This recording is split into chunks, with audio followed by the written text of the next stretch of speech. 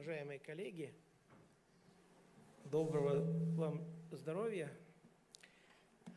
Distinguished colleagues, Мы сегодня I hope you are doing well. поговорить на тему Today, послезавтра. we are here to speak about the day after tomorrow История экономики. and forecast by professionals. Being a historian of economics, I was invited to share my forecast Попробую вам of the day after tomorrow. видение. И Let me try to explain how I view it. последние 2 месяца президент нашей страны Владимир Владимирович Путин дважды Over the last 2 months, Vladimir Vladimirovich Putin, the president of our country, mentioned twice that Russia needs a self-sufficient economy. в Москве He said that on September 12th in Vladivostok and on November 3rd in Moscow. в Москве. In Vladivostok, he said that Russia had to be self-sufficient, but it didn't mean it had to be isolated. In Moscow, he said, Russia is turning from a petrol station into a self-sufficient country with a processing production that occupies 43% of the economic growth structure.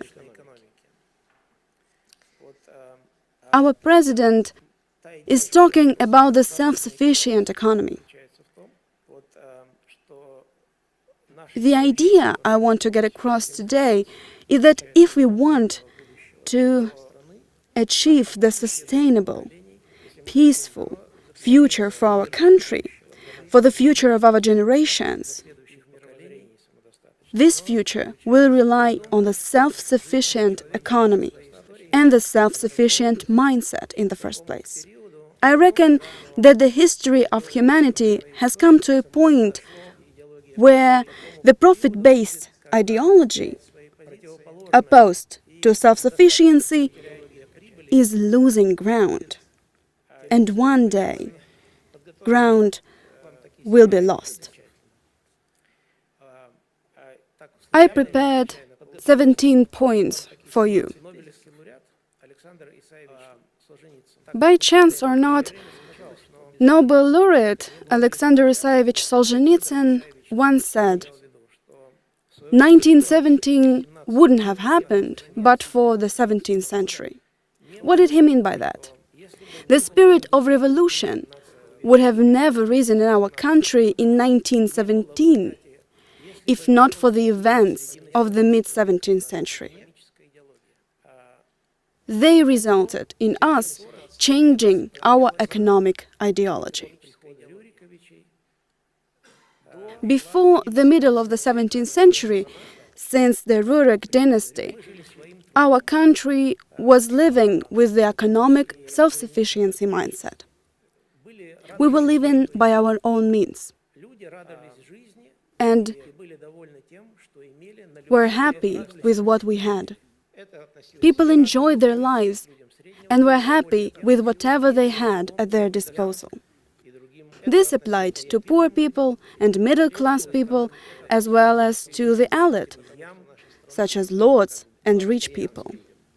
The economy of self-sufficiency dominated back then because our country was a Christian one. Christianity offers the self-sufficiency mindset. It can be seen through the Lord's Prayer of Jesus Christ. In this prayer, we ask solely for our daily bread and nothing more, and ask it for today only because we believe that tomorrow we will have another bread. This is the anthem to self-sufficiency that we had stuck to for 700 years before 1954. Я попросил эту картинку показать. The global history is the rivalry of two ideologies. I asked to show this picture. Let me briefly describe it to you, and you'll have no problem remembering it. I'll have a few more little pictures for you. But these images will help you understand the knowledge Первый of the global economic history, so to say. вилла Хюгель — это вилла, построенная в середине 19 This is the first photo of the Villa Hügel. The Villa Hügel was built in the mid of 19th century by the Krupps family of manufacturers. The villa was built in Essen on the bank of the Rhine River. It is a splendid mansion with a ceiling 6 to 7 meters tall. Rooms there are 300 to 400 square meters. It is luxuriously furnished 3-floor building. Upstairs one will find a large double-height hall. I've taken this villa and displayed it as a 3-floor building with a cellar, as you can see. The ground floor is occupied with economic ideologies. The global history implies only 2 economic ideologies. This is the self-sufficiency ideology offered by 4 basic world religions and 2 basic world philosophies. The religions are Christianity, Islam, Hinduism, and Shinto. Hinduism is Indian and Shinto is Japanese. The philosophies are Chinese Confucianism and Southeast Asian Buddhism. All these 6 religious and philosophic foundations offer the humanity the same economic ideology of self-sufficiency. It is displayed on the left as 1 and 1. 1 and 2 is the ideology of profit. It is opposed to the ideology of self-sufficiency. What makes the difference? Self-sufficient people are happy with what they have, with the level of income they have. If they have a little, they're happy. If they have some, they're happy. If they have a lot, they're happy. They don't want too much. The ideology of income occupies people and nations who always want more. They are insatiable. They want to live off other people and other nations. We are going to talk about the global economic history, and you are going to see how this ideology appeared. Today's wars that we witness at the borders of our country and in the Near East, all wars in the global history were the consequences of the economic ideology of profit, which is opposite to the ideology of self-sufficiency. People want to live off other people and other nations. All economic crises, all wars, all revolutions are the result of people wanting to live off others. The second flaw is economic models. The world history has 3 economic models. Above self-sufficiency, above 1 on 1, we have 2 on 1 and 2 on 2. 2 on 1 is the concentration of production economic model. 2 on 2 is the economic model of market-state concentration. Above the ideology of profit, there is only one model. We call it the model of chaos. However, in our country it is by mistake called the market economy. A market and chaos have nothing in common, because market is people. Unfortunately, we are now facing a situation where the market only involves a small part of population who are well paid. We've been living with this model for the last 60 years, unfortunately, as we can see, as the result of unfortunate global reforms introduced by Secretary General Khrushchev in our country. The concentration of production economic model appeared in our country. It appeared exactly in the 17th century, when the Christians, who used to stick to the self-sufficiency mindset, started being driven out by those who came to our country in the mid-17th century with their economy of profit. This ideology came to us from Vatican.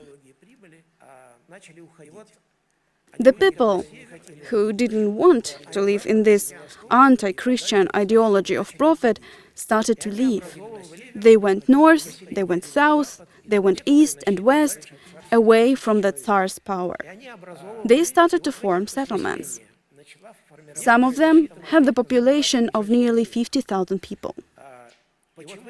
These settlements started to form the concentration of production model. Why did they flock together? To avoid transportation expenses. They settled together to collectively support the group of 20, 30, 50,000 people with needful things such as clothes, shoes, food, fuel, and accommodation.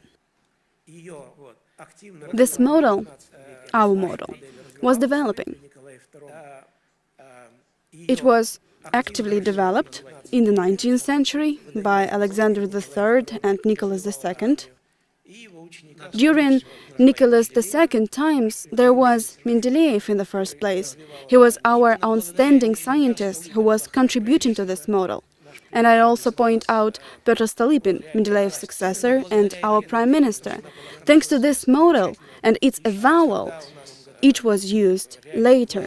When the actual power in our country was completely taken by Stalin, it was 1927. And Stalin knew about the concentration of production economic model. The reforms he introduced were based on this model exactly. We ended up with the economy that allowed us to win the Second World War. And after the Second World War, in 1947-1953, the Soviet Union reduced the prices by 3 times over 6 years thanks to this model. Imagine that. Imagine that your income is 40,000 rubles a month. Just as an example, you know for sure what you can afford to buy with this money every month. Imagine it. Now imagine the prices. The prices are going down every year by 3 times. Everything you can buy with this 40,000 rubles now is gradually tripling. After some time, you will be able to buy 3 times of products. This is what the concentration of production model allowed us to do in our country in 1947-1953. If you want to learn more, I have a book named Lobbying for Presidents, where I cite the report of Malenkov, the chairperson of our government. The report is long and dated 1953, and in this report he explains in details how they managed to achieve that. It was no accident, no trick, but the result of the most powerful economic model in the human history that our country disposes. We have this knowledge to date. 2-on-2 model is what I call the model of market-state concentration. Malenkov suggested it back in 1953. He failed to be heard, unfortunately, and they made him resign 2 years later. Unfortunately, we started to experience very unfavorable economic reforms, which led to the Soviet Union collapse in the 1990s. However, there was Lee Kuan Yew, a brilliant person who actually heard Malenkov. Lee Kuan Yew is the founder of Singapore. Lee Kuan Yew adopted Malenkov's idea and established the state concentration market economic model.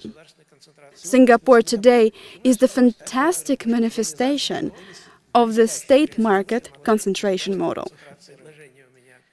It is an extra pleasure to tell this story here in Bashkortostan, because when you come home, find the mascot of Singapore. Try to search it, and then you will see that it is a Merlion. But if you search for the map of Bashkortostan, at the same time, you are going to see that it is practically the shape of the Singapore's mascot, and vice versa. Singapore's mascot is a picture of Bashkortostan's map. So that's just a fun fact. That's why I reckon it can boost your interest to Singapore and this model as well. These two models are models of creation. They imply planning, not only forecasting, but planning. You can plan the results to achieve and concentrate on attaining them. The right 2-on-3 model, the model of chaos, is the model the Western world lives in, so to say. It implies no possibility for planning. Why? Because instead it implies private property and private owners who aspire for profit and are indifferent to the state interests. That's why they live in the real chaos, even though it's a controllable chaos, but it can't allow the growth that self-sufficiency economic model offers. Now I want to briefly outline the third floor and the cellar, because maybe later I will go deeper into the details. Let me start with the cellar. The cellar contains provocations against the economy. As a rule, provocations against the economy are a situation when one state wants to harm their competitor, another state. To achieve that, the former initiates some complex provocations, and it leads to the other state getting weaker. So far, I've counted 20 provocations against the economy. Let me show. The third floor is economic priorities. They always come in two. So far, I have 20 pairs of economic priorities. A pair implies two priorities, and the economy usually manifests one or the other. One priority brings creation, the other one brings destruction.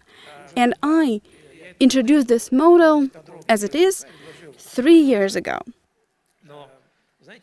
Back then, I said that it could be unfolded, just like a playbook.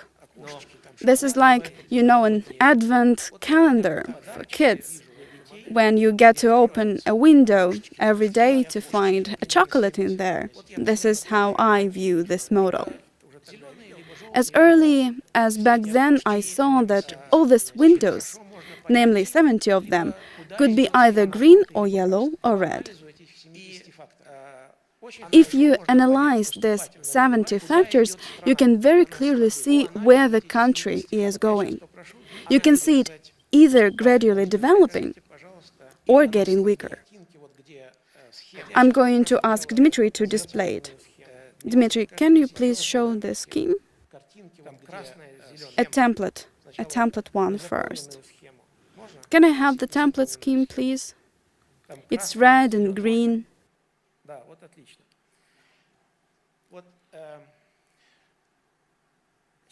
Yes, like this.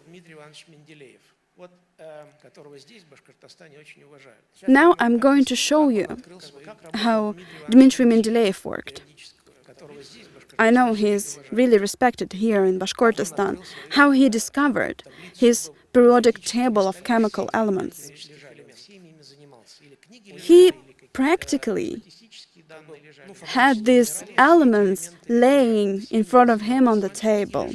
He was working with all of them. He had some books and some statistical data in front of him. He had a lot of minerals in his collection. And in a certain moment of his 20 years long work, he saw the relations between them. The main principle Mendeleev relied on was to collect the complete information. I am trying to stick to this principle in my work as well. This scheme has vertical and horizontal lines. And every line implies 70 items. First 20 items bring creation. The other 50 bring destruction.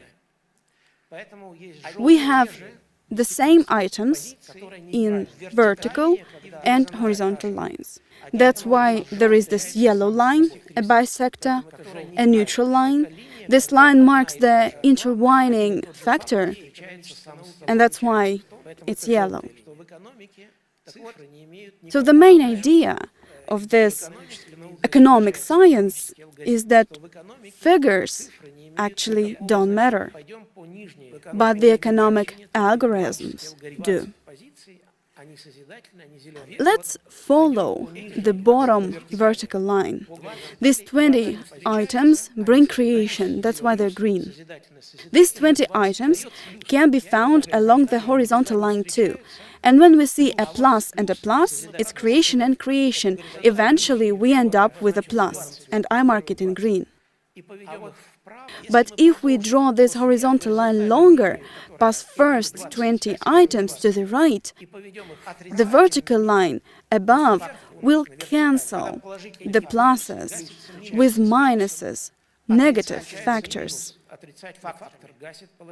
When a positive factor, a plus, meets a minus, we end up with a minus. A negative factor cancels out the positive one. For a better understanding, I showed it in red.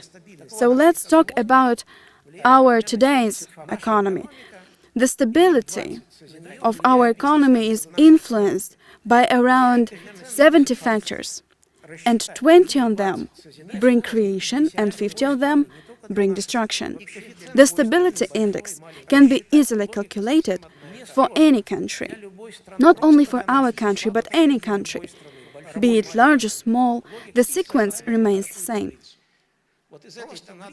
You just have to take the factors that operate within this economy and draw such a table.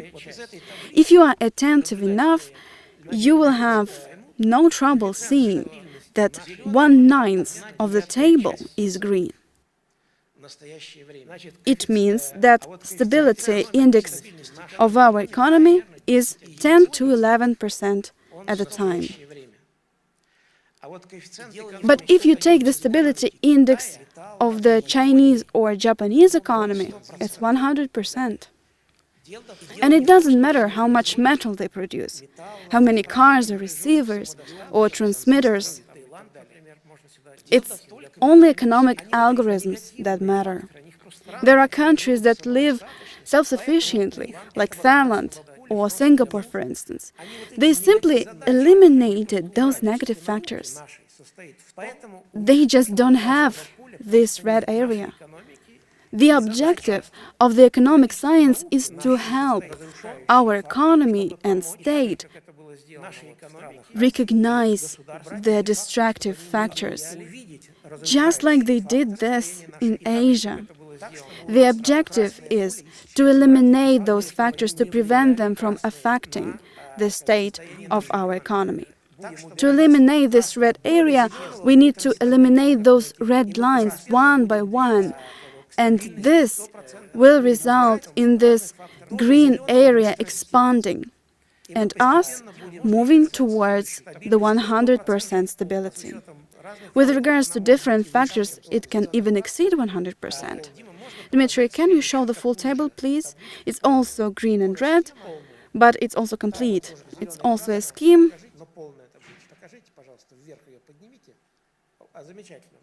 Show me the top. It's also a scheme. Yes, this one. Bring it up. Bring it up, please. Perfect. Can you scroll it up? We are at the bottom now. Here you go. I illustrated like this general idea. Here you can see the 70 factors in details. Here on the left. First 20 items are green and green. Then you can see 50 negative items. Our task is to know these 20 positive and 50 negative items. When you are prominent economists, you'll add more procreation factors and recognize the destructive ones. You'll have more factors to go with. It is an endless table, actually. But it is important to be able to recognize destructive factors and keep working on eliminating them. This is what I wanted to show you.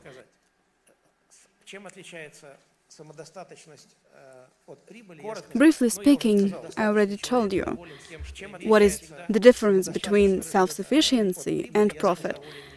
A self-sufficient person is always happy with what they have. But a person who lives off the profit will never be happy with anything, no matter what. I know so many rich but completely unhappy people. A person can have so much money, yachts, planes, palaces, they can afford anything out there. Still, they're miserable and they can't get enough. These people are gifted, but as a rule, their children and grandchildren are destined to lose this fortune. And it's not a novelty. It's always been like this. It's a rare thing when the self-sufficiency principle is passed down generation to generation. In such cases, families can live like this for centuries. For instance, I've been to a family like this in Japan. Their family has owned a business for 800 years. They lead a self-sufficient lifestyle. This is how much they need. This is how much they make. That's why the prices are low. Over 800 years, or 8 by 4, over 30 generations, these people have owned the same business. People from the entire Japan come to them and buy what they have to offer, their products and services. But now, I want to give you a quick overview of the global economic history. Earlier today, I said that the time of profit is coming to an end, and the era of self-sufficiency is coming soon. Let me try to explain myself. I'll be very short. If you'd like to learn more, feel free to visit my website, Andrey Bykov's library. Search it on Yandex. On my website, you'll find a lecture that I gave for the Tom State University in May. It took me 45 minutes to explain the entire global economic history. If you're intrigued, feel free to listen to this lecture. I divide the global economic history into 9 milestones. We are now in milestone 5, and the first milestone lasted 3,000 years, from Noah to Moses. You should know that all the people living on the planet Earth right now are descendants of the righteous Noah. It took him and his 3 sons 100 years to build an ark. Later, this ark was used to save his family and all the animals. So all people are descendants of Noah and his sons. So from Noah to Moses. So Moses is a man who lived 3,300 years ago. And over these 3,000 years, money was a universal equivalent that helped people exchange goods with one another. Money was used as intended. Some people made boats, some people bred horses, some people built houses, some people made metal knives or axes. All of these were needful things, and people exchanged such goods using money. It had been like this for 3,000 years before Moses. When Moses was talking to God at Mount Sinai, his brother Aaron cast the golden calf. It was when 3,334 years ago, people started to worship the golden calf. And it means they didn't worship God anymore, but gold. And it was the time when people began to aspire for a more comfortable life, yet not thanks to working harder, but using money, giving loans. They stopped selling fruit of their labor and started trading money, even though it was directly prohibited by God. And this period also lasted 3,000 years and ended with Oliver Cromwell in circa 1640. The third period lasted from Cromwell to 1914. I am telling you about money. My storytelling is associated with the role of money. I've come to the third period, the period of revolutions. When people started to initiate revolutions, they started to withdraw someone else's property and expropriate it. The Cromwell's English Revolution was the first one. At that time, a lot of damage was done, and this era ended in 1914 with the beginning of inflation. The inflation period had been planned and lasted 100 years exactly. It ended in 2014 at Maidan in Kyiv. 2014 events at Maidan in Kyiv were a celebration of the 100th anniversary of inflation. It was arranged not by the initiators, but their descendants. It was arranged by those who worshipped gold. 1914 inflation was a fraudster system aimed to gather gold. And they rejoiced. They arranged such a celebration in Kyiv. Now, we are witnessing the fifth period of the global economic history, its digitization. It overlapped inflation and started in the United States in 1983 by 4 orders of the President Ronald Reagan. In our country, it began 33 years later, in 2016, when on December 5th, 2016, our President signed the first order on digital economy. Digitization is a system targeted to establish colonial system for the United States and turn every state and nation into the United States taxpayers. If you take the first Reagan's order, dated 1983, everything becomes crystal clear. The digitization plan was drawn in 1968 by Zbigniew Brzezinski and published in 1970 as part of Between Two Ages. The plan covered 50 years and was limited to 2017, and it was brought to life nearly in full. What was it all about? Let me give you a simple explanation, and you'll understand why digitization is a system for turning nations into the United States taxpayers.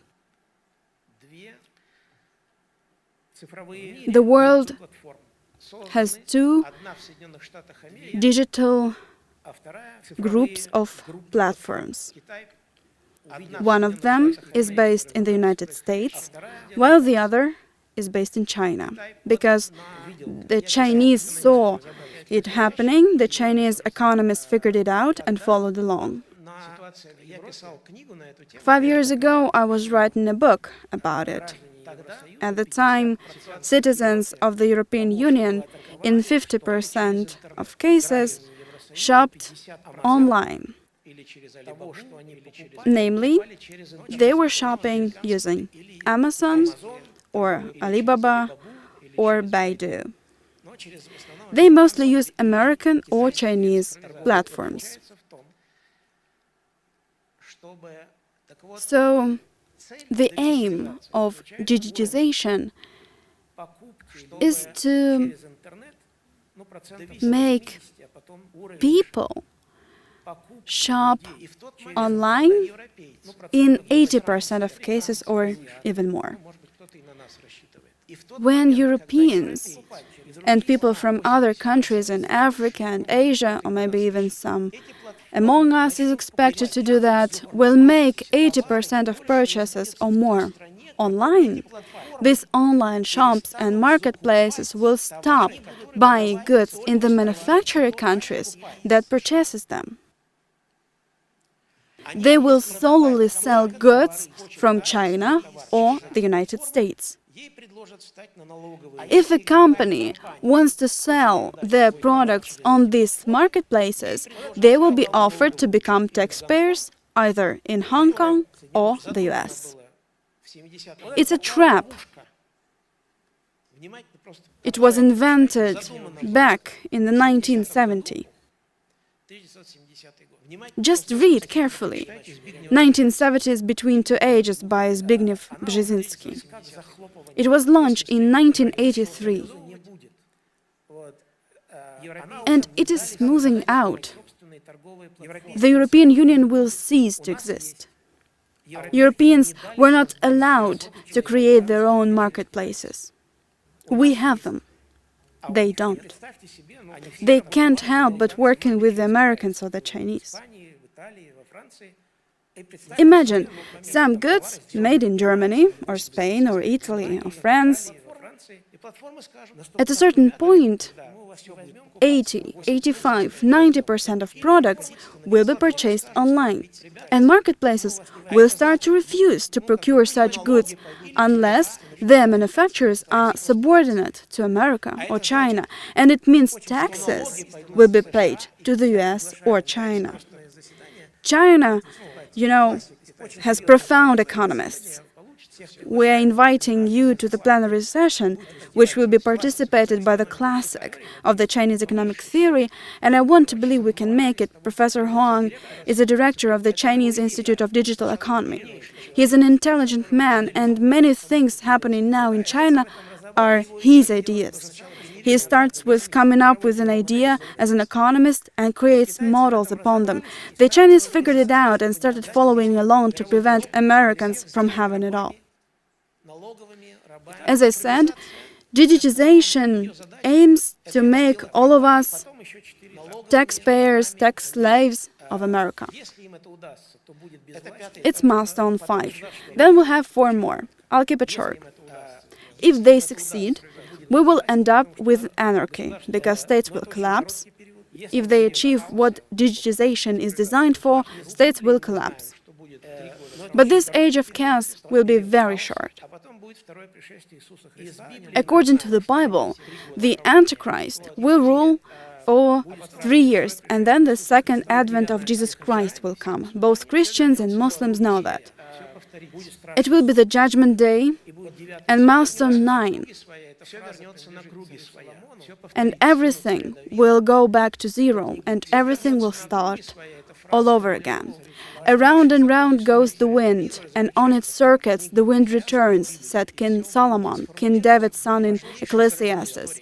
He expressed the crucial rule of history, that everything has already happened and will happen again. Everything that will happen has already happened before. There is nothing new under the sun, and the human history unfolds in spirals. You don't have to fear, but you need to understand what's happening. That's why we, just like the president did twice, are talking about self-sufficiency. If the Western world has gone insane and is moving towards the catastrophe of collapsing states, collapsing families, collapsing morals, collapsing their historical values, leading towards collapsing states and the advent of the Antichrist. We, as Russians, Christians and Muslims of Russia, absolutely don't have to be a part of it.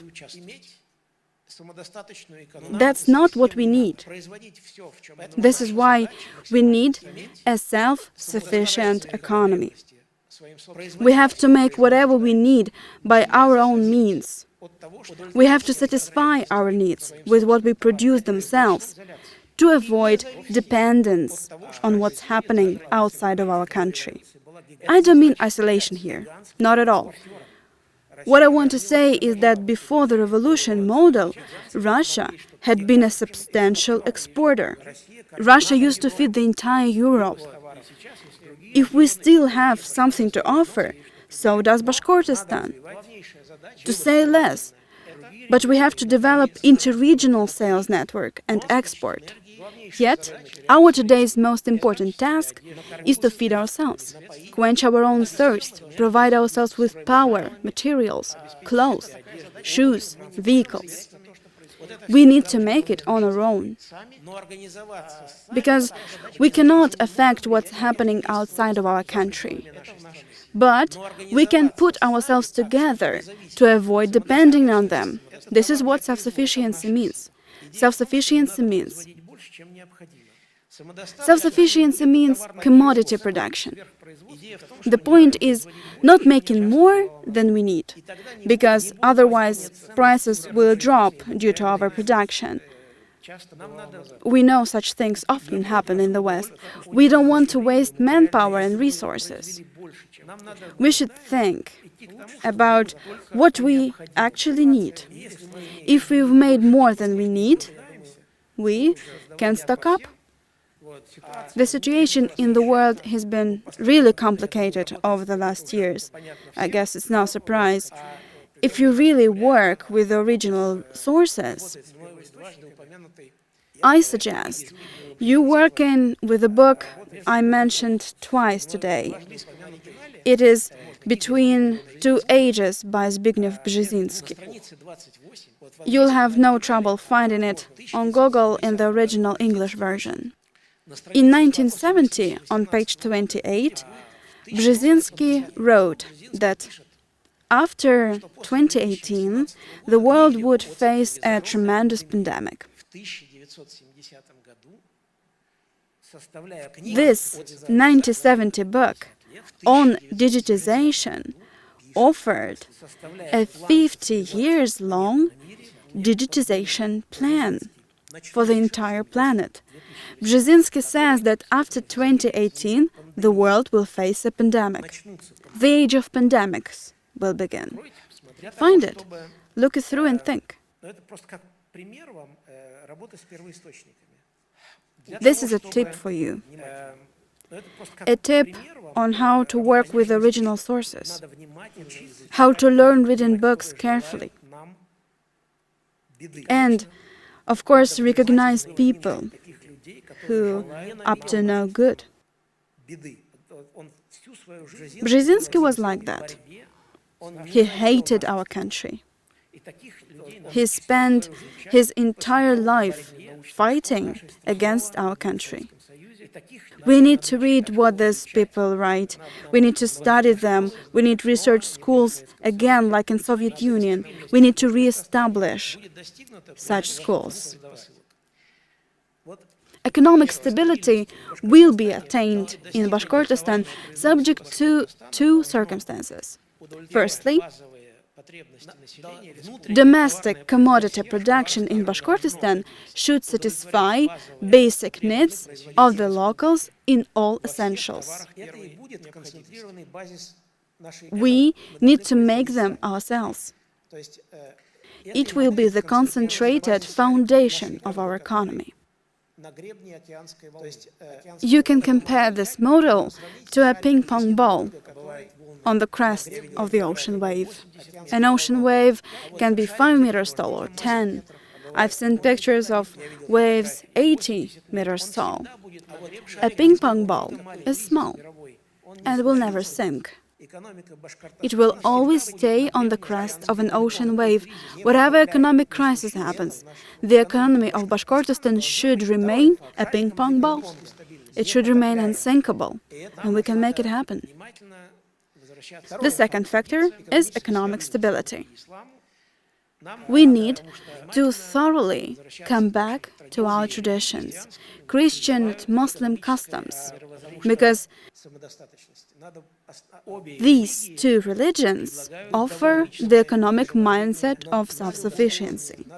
We've got to be happy with anything we have, whatever level of income we receive. It's a lot of work to do for the state, the church, the school, because over 60 years we've been exposed to the idea of profit. It began after Khrushchev's reforms and lasted 30 years after the Soviet Union collapse.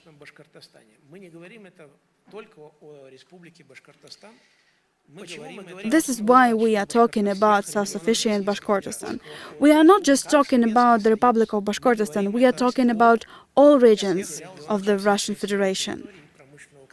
The Soviet Union stood tall, even though they lost a substantial part of their territory and industrial potential during the Second World War. The thing is that the Soviet Union was designed as a group of 30 self-sufficient economic regions. Every region supported itself completely. When we lost Ukraine, Belarus, and a substantial part of Russia due to the German occupation, we still had enough to resist. Because every region had power, had construction materials, they produced food, they could make clothes, shoes, and of course, arms for the battlefront, of course. We need to be like a ship. The Russian economy has got to be a ship with 30 to 35 unsinkable compartments, namely self-sufficient regions. Bashkortostan can be a role model because the Republic has every favorable circumstance to become one for other regions. Bashkortostan can surely be the top 10 one day in terms of the people's level of income. I told you about 3 models. I also want to tell you about the checkboard. What we can undertake in the first place now, here in the Republic. Imagine a checkboard with chess pieces on them, a queen, a knight, a bishop, a rook, pawns. These pieces move across the board in different manners, so this is what the economy of chaos looks like. Some random moves, someone eats somebody up, someone stays, but I suggest removing all the pieces from the board, and then we are going to see that the board has 8 vertical lines and 8 horizontal lines. And every vertical line of the board has black and white boxes. So if you imagine one horizontal line, which let's say has 4 black and 4 white boxes, imagine that this is a conveyor tape that runs from the granite milling drum and transports gravel to a truck. The truck will bring the gravel to the motorway construction site. And white boxes are the conveyor tape, while the black boxes are holes in the conveyor tape. What do I mean by that? Well, for example, Bashkortostan cultivates potatoes. These potatoes are brought to and sorted out in Orenburg and sold back in Bashkortostan, but still packed in Orenburg. And these potatoes are for sale at the price that includes transportation from Bashkortostan to Orenburg and back. Same thing with sunflower oil, produced here, brought to Chelyabinsk region, packed there, brought back here, and sold as Chelyabinsk bottled oil. You can find a lot of examples like this with this checkboard of the Republic of Bashkortostan. And all these black lagoons, black holes in the conveyor tape suck in taxes, jobs, salaries that flow away to the neighboring regions such as Chelyabinsk, Orenburg, or Volgograd. Money flows away to other regions, but they could have stayed here if we built small enterprises, which would form the entire chain from A to Z, from the manufacturer to the shelf. This way, we could have new jobs, new salaries, and most importantly, the new production concentration model. It would eliminate any transportation expenses. Prices would be lower. People would have bigger salaries, more money, while the prices would be lower, and consequently, the living standards in the Republic would go up. It's not a difficult thing to do, and I think it will be done in the nearest future. It's already happening. This is just a picture for you to understand that I'm not talking theory here. I'm talking about a tangible thing.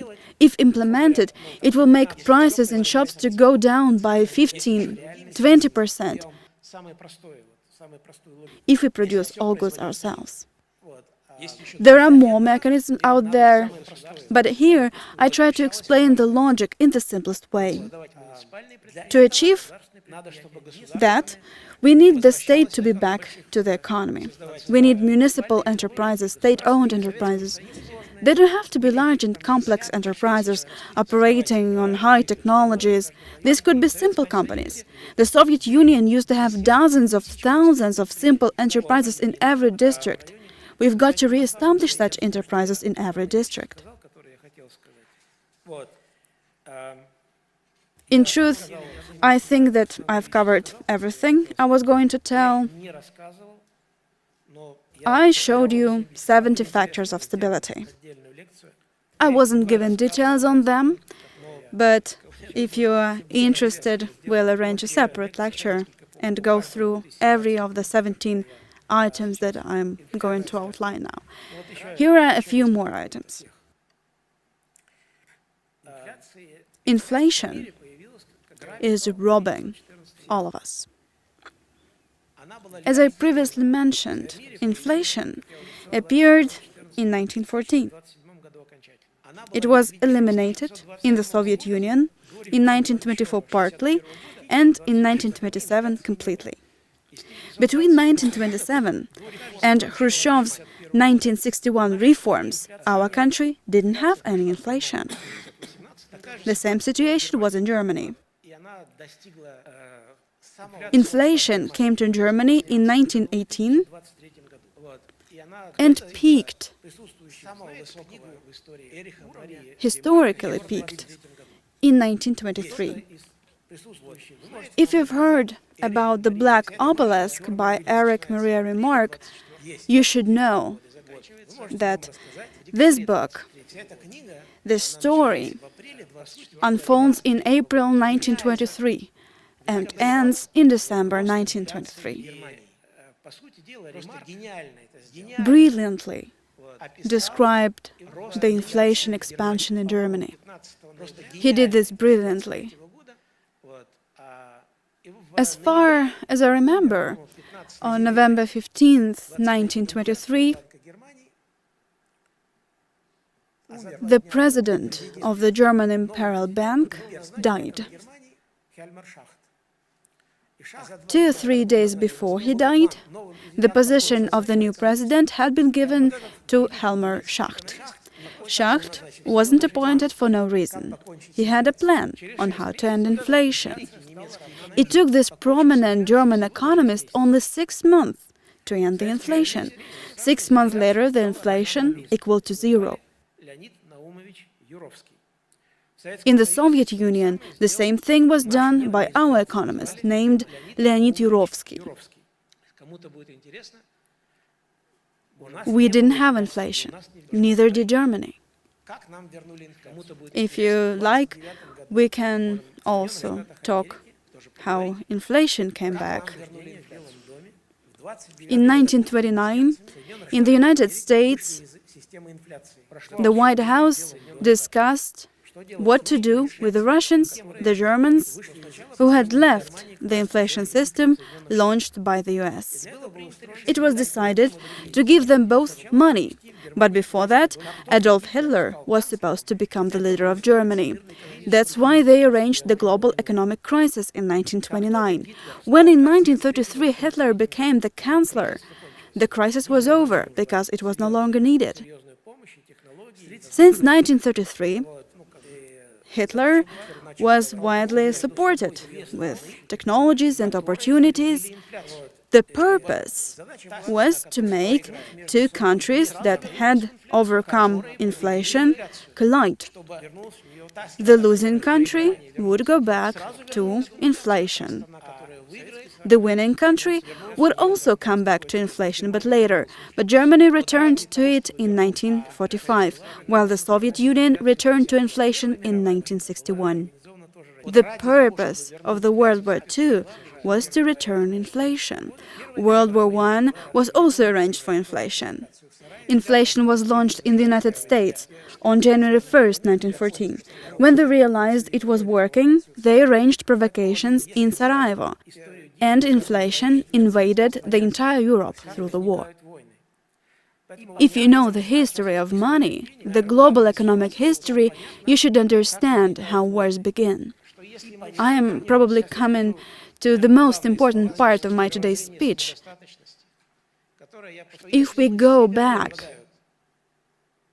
to the self-sufficiency economic mindset that, as I said, is offered by Christianity, Islam, Shinto, Hinduism, Confucianism, and Buddhism, there will be no war, no crisis, no revolution.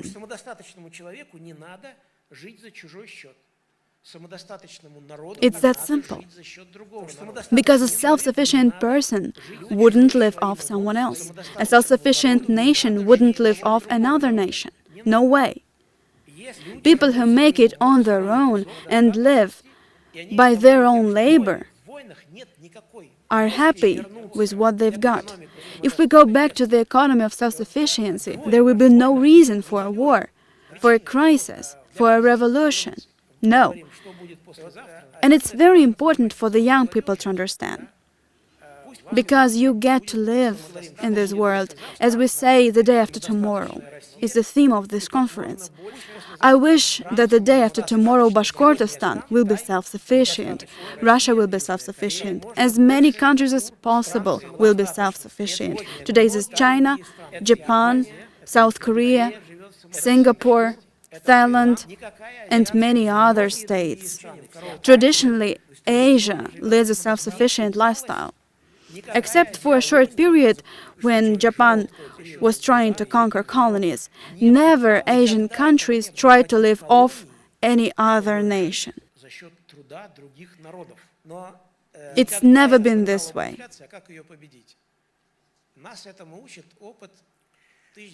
I just told you about inflation. How do you manage it?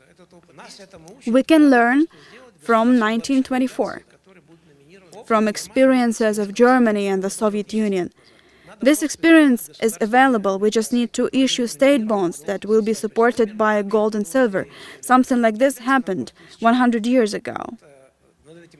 But it takes some work, conditions to get rid of inflation. It will be gone, just like it was gone 6 months after Hermann Schacht had become the president of the German Imperial Bank. I'm very glad that you know The Black Obelisk by Erich Maria Remarque. Read it again, through the perspective of what you have discussed today.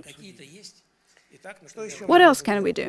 We can arrange export locomotives, such as Bashkir honey, for instance. We can follow the suggestion of the president and create our own marketplace, and it will be even stronger than Alibaba or Amazon. These American and Chinese marketplaces don't have economic algorithms underneath. They're simply trading platforms. Our platforms will be smarter. For example, we can use taxation.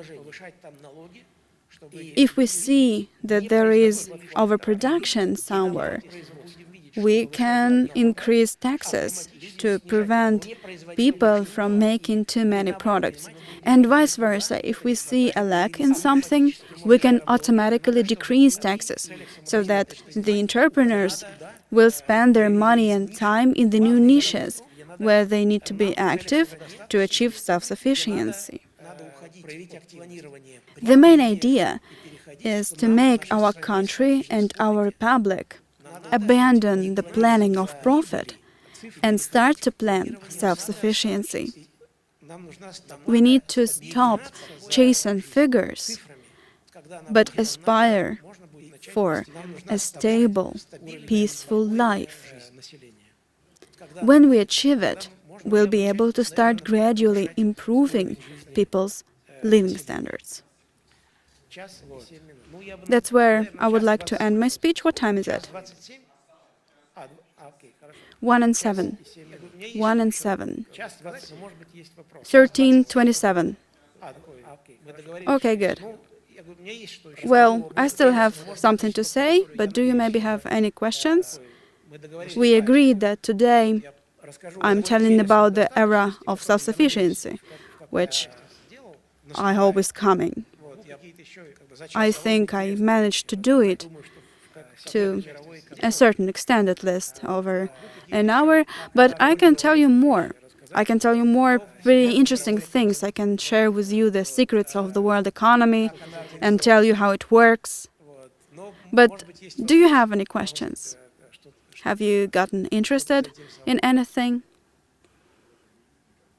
Can I have something clear? Sure.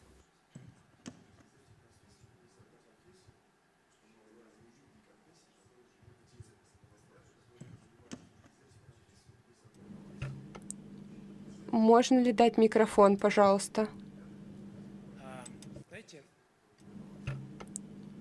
Можно ли дать микрофон, пожалуйста? You know, firstly, no one ever said that. Secondly, I don't think people you mentioned constitute a confession. If you really get into it,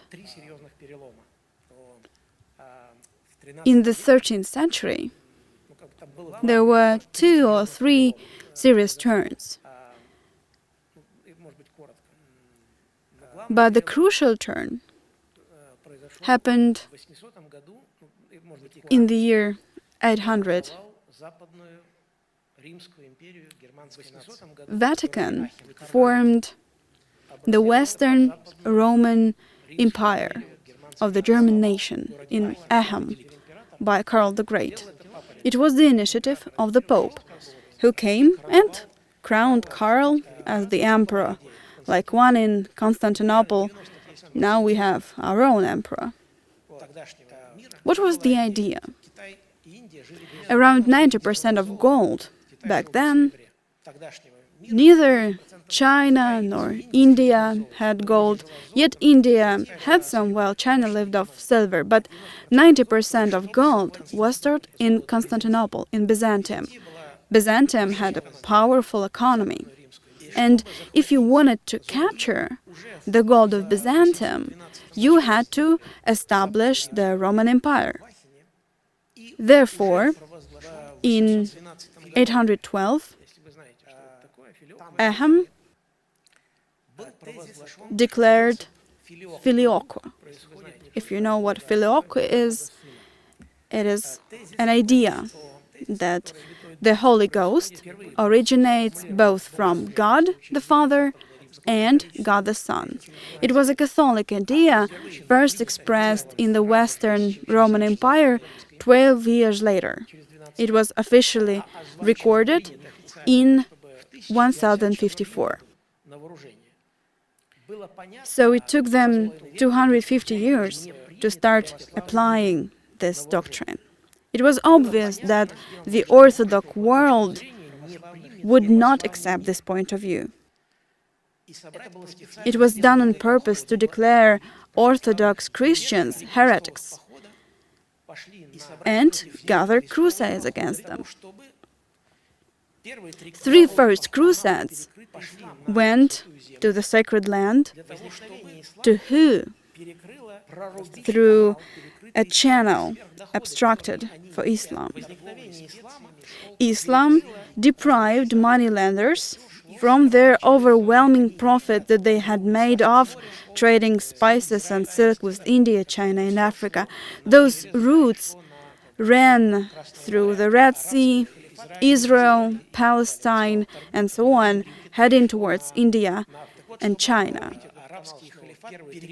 But the caliphate stopped it. They allowed to trade, but kept the profit.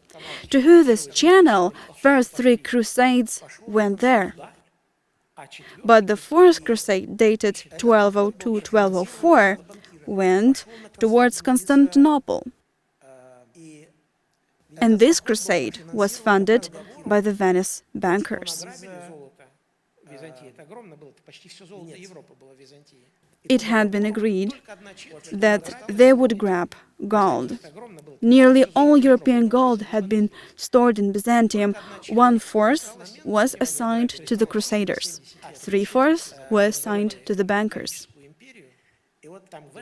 When they robbed Byzantium, they established Catholic Empire for 70 years at the place where the Byzantium Empire once had been. The Europe got gold and issued golden coins. Florence and Venice started to issue Florentines. Europe used them over 700 years, and Florentines appeared only after Constantinople had been robbed. This is when the new ideology appeared. It was the ideology of worshipping gold.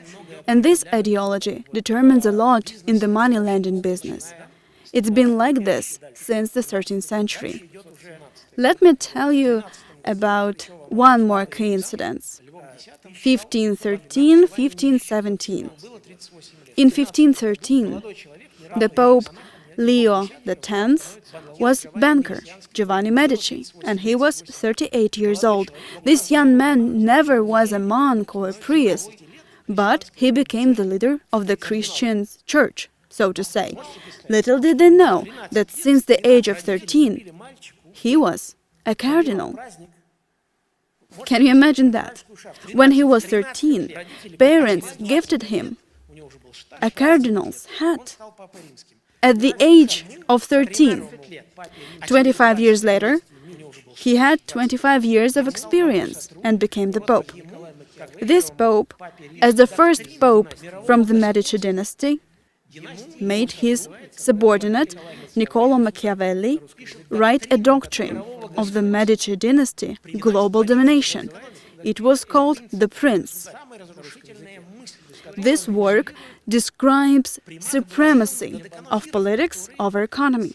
This is the most destructive thought in the human history.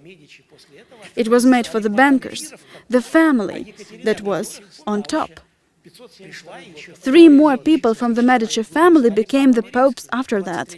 Catherine Medici, 1672, had 30,000 Huguenots killed overnight between August 23rd and August 24th.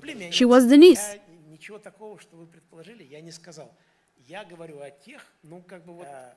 So you need to dive into history.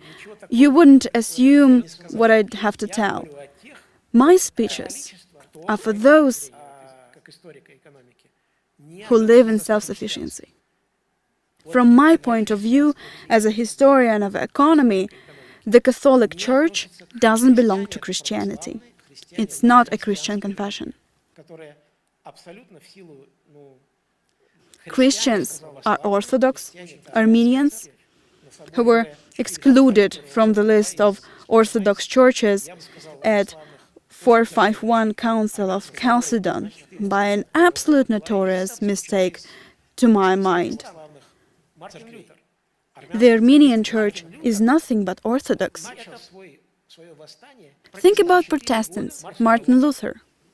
Martin Luther initiated his rebellion 4 years after Giovanni Medici became the Pope. It was 1517. It was 4 years later, when there was no internet and mail took much longer than now. The rebellion began. What is a Protestant rebellion? As initiated by Martin Luther, Protestants said, "Stop living in the ideology of profit." Jesus didn't say that. That's why the USA, Germany, had their state science created by Germans German Protestants between 1841 and 1941. Немецкими протестантами. Это немецкие протестанты. Фридрих Лист, Евгений Дюрин, это люди, которые Хельмар Шахта, о котором я уже говорил сегодня, который победил инфляцию. These German Protestants are people who were looking for a way to go from Catholicism back to Christianity, the true Christianity.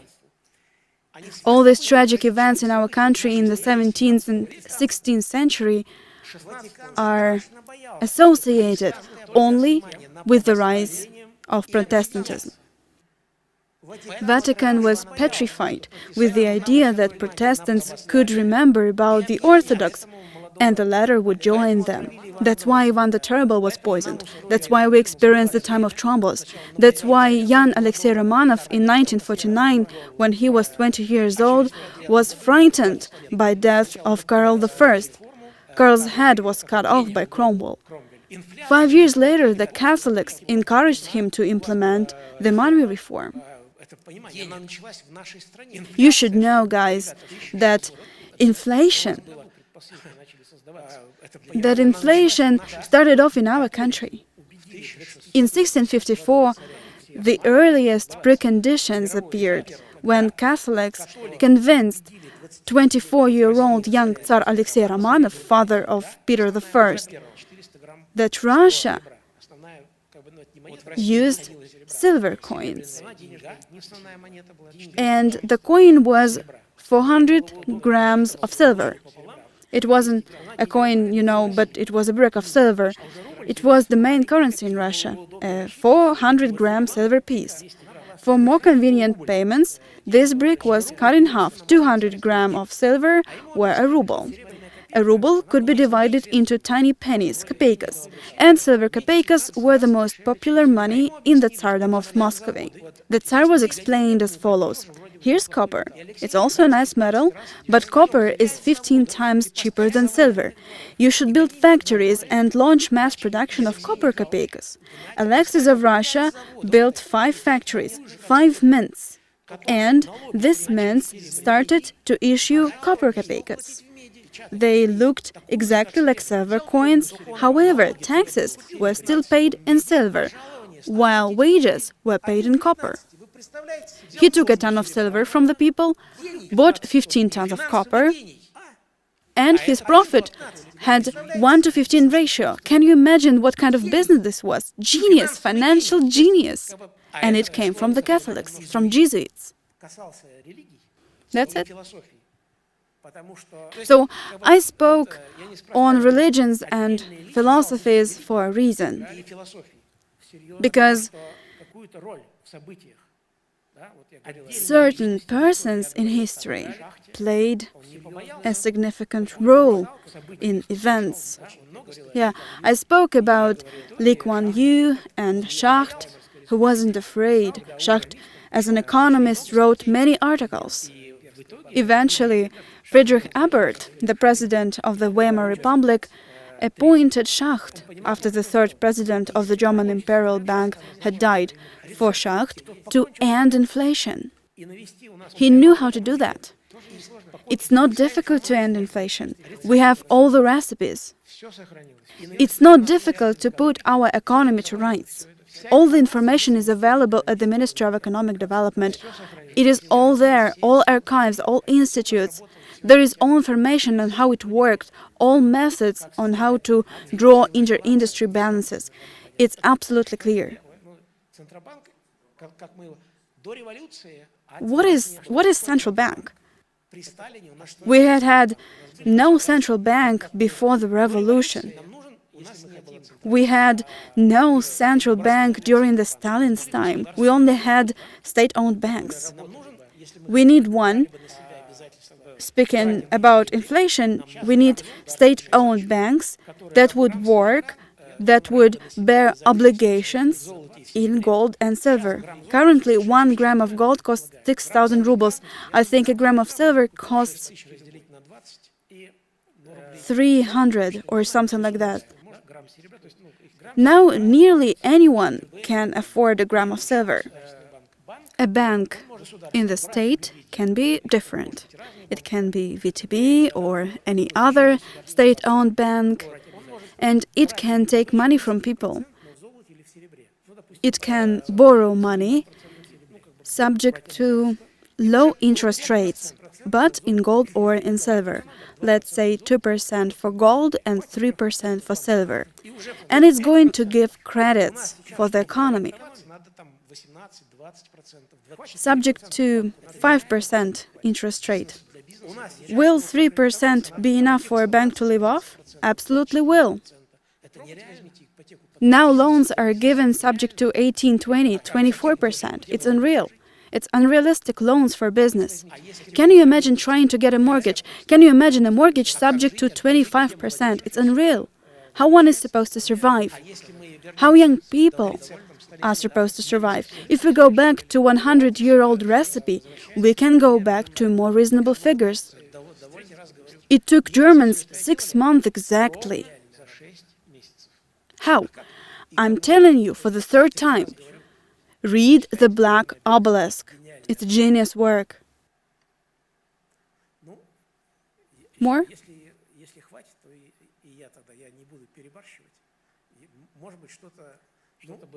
Well, if this is enough, I'm not going to overdo this. Maybe some of it was of interest for you. Let's finish here. Thank you for coming.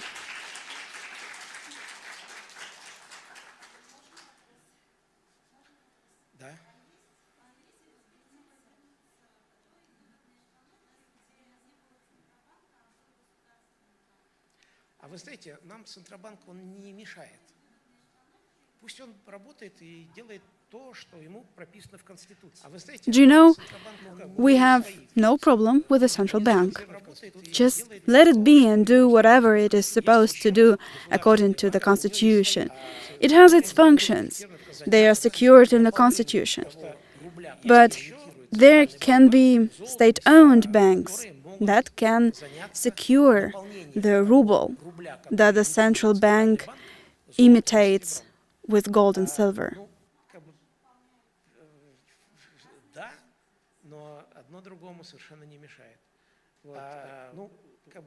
Yes. Well, yes. But one goes with the other just fine. It's very important to have solid money. Money can be soft or solid.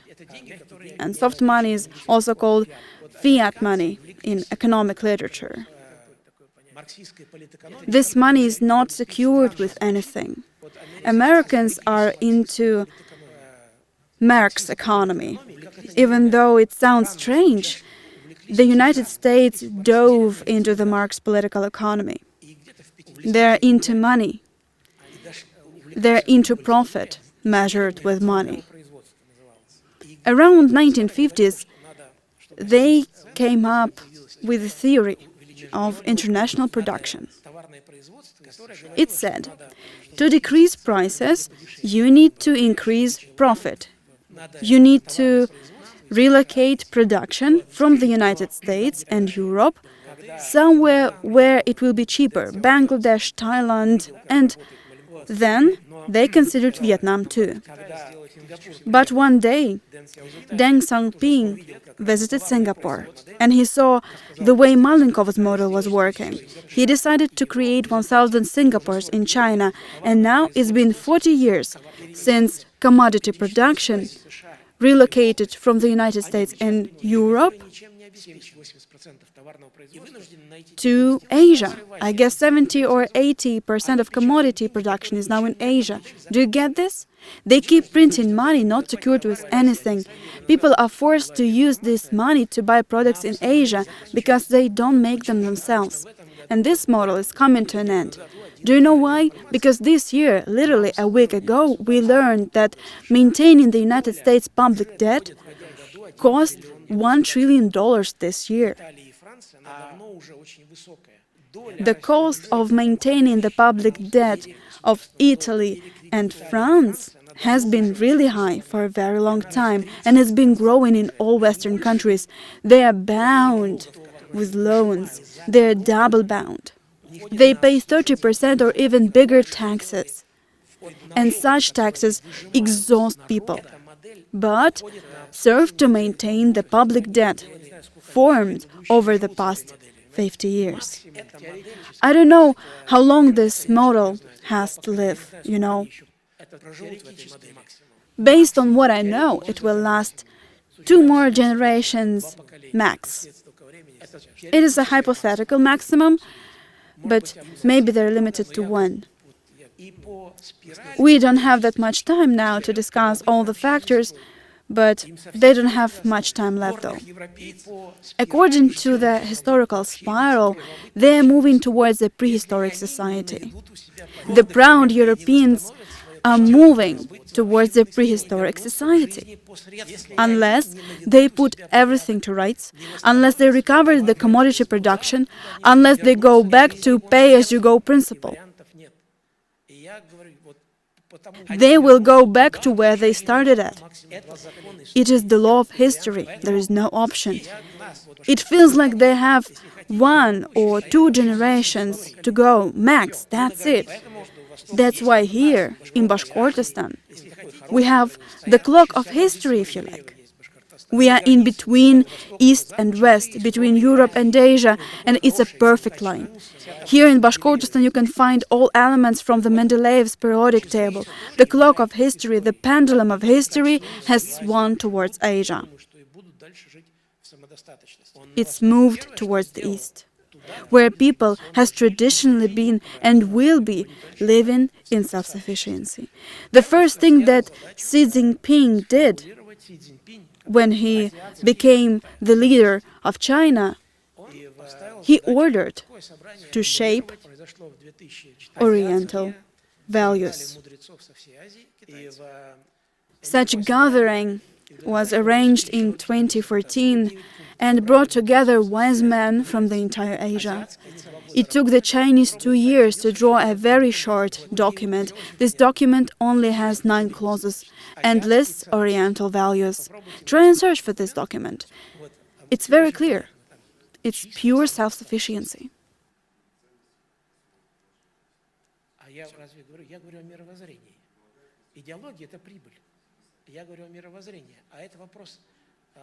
Is this what you think I'm talking about? Ideology is profit.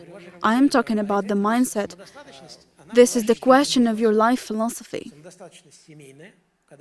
You know, self-sufficiency comes in 4 levels. There is a family self-sufficiency when people pay as they go. They spend as much as they earn. Maybe they save something. There is a municipality self-sufficiency, a region self-sufficiency, and a country self-sufficiency. There is no such thing as human race self-sufficiency. That's why when we calculate and estimate, I wish I had a marker, I would draw it for you. But 5 years ago, I wrote the law of economic stability, a formula for this law. I have it in my book, Lobbying for Presidents. It's available for downloading on my website. It's a very simple formula. The stability index equals slash. The numerator is 20 factors of creation that I mentioned before, and the denominator is 50 factors of destruction. The bigger the influence of creation factors is, the higher the stability index is. The bigger the impact of the negative factors is in the denominator, the lower the stability index is. It's that simple.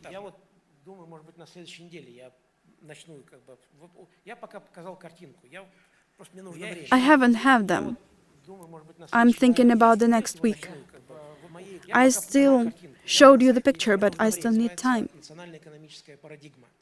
You know, on my website you can find a book. It is called National Economic Paradigm. It's 10 pages and published in 2020. I showed you a picture from this work. And I wish I brought this book here, but National Economic Paradigm is available for free on my website. Feel free to download. There, you will find this image of the building. I explain the factors to you. On top, you have priorities. I described them back in 2020. They can be positive and negative, creative and destructive, and they always come in two, like the mindset of a master, which is creative, and the mindset of a placeholder, which is destructive. The supremacy of goods over money is creative, while supremacy of money over goods is destructive. Thank you so much.